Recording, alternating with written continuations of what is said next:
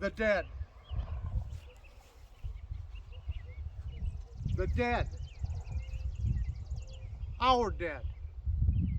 For South or North, ours all. Our young men, once so handsome and joyous, taken from us. The husband from the wife. The son from the mother. The dear friend from the dear friend. And everywhere among these countless graves we see, and ages yet may see, on monuments and tombstones, singly or in masses, that significant word, unknown. Those words were penned by the poet Walt Whitman in 1865. Don't poets have a way of striking right to the heart of the matter? You see, it harkens us back to a time when our nation was in a great conflict, a conflict amongst ourselves, a time when a single battle could leave hundreds, if not maybe thousands, of dead and dying on the battlefields. And it was up to the victorious army to clean that battlefield off after the battle. They would undertake this gruesome task by just unceremoniously dragging the bodies off, placing the bodies in very shallow graves, burial pits, covering with just a light layer of soil. And soldiers on both sides saw this, and it struck fear into their hearts and their minds, because they were afraid they wouldn't have a good death. A good death, you say? What is a good death? Well, for the period, a good death meant you died at home in your bed, surrounded by family, friends, loved ones, that you'd be buried in a grave and have a marker with your name on it, a place for those to come and remember you and to mourn you. Unfortunately, there were way too many soldiers that died that did not have a good death. Let me tell you a little story. A story that, well, it took place in Charleston, South Carolina. Now, prior to the war, there was a grand racetrack there. And it was a social event of the season to come to the races and to participate, attend their gala events. But after the war broke out, well, later on into the war, they turned that racetrack into a prisoner of war camp. And many federal prisoners went and were imprisoned there. And like the POW camps of the day, the conditions were, well, they were terrible. You see, they had no shelter. They just sat out in the middle of the track and baked under the sun all day long. There was a lack of food, a lack of water, and of course disease ran rampant, and many of these federal prisoners died. And there was no ceremony in their burial. They were simply drug out of the racetrack and buried in a shallow burial pit.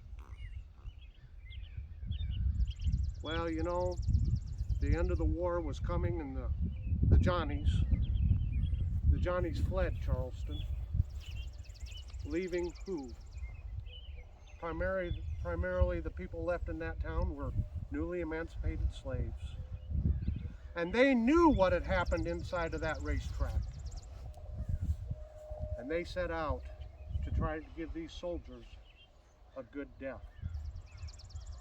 You see, they did the gruesome task of disinterring these bodies from this mass grave, and they dug single individual graves and buried each and every one of them. They built a white fence around this cemetery, and they stenciled on the fence, "Martyrs of the Racetrack." Oh, but the story doesn't end there. You see, on May 1st, 1865, there was a celebration, a commemoration of this cemetery. Members of the famed 54th Massachusetts, along with other black soldiers, came and paraded around the racetrack. black preachers came and preached. And 3,000 black school children carried bouquets of flowers in order to honor these soldiers. You know, a strong argument could be made that this was our very first Memorial Day. Now, as the war progressed, the families started crying out to the government. We are sending you our sons, our brothers, our husbands, and they are killed and we don't know where they're at. We hear no word. We don't know where they're buried. So there was a strong push to start to establish cemeteries for our war dead. Amongst the first was, well, it was in a little town in Pennsylvania. Maybe you've heard of it, Gettysburg. And our commander-in-chief, President Lincoln, came and gave a little address there. And amongst the things he talked about was, it's among the living that must remember. We must remember and not forget the sacrifices that these soldiers gave, the ultimate sacrifice. And he also talked about a rebirth of a nation, our nation. You see, for the first time in our history, we had the opportunity to live up to that ever important precept contained in our Declaration of Independence that all men are created equal. And he left that challenge to us, the living. So as I close here today, I challenge you, every time you go by a marker that's marked unknown, that you stop and you pause. Do like they did in Charleston and honor that soldier and all the others. And I challenge you to help rebuild our nation.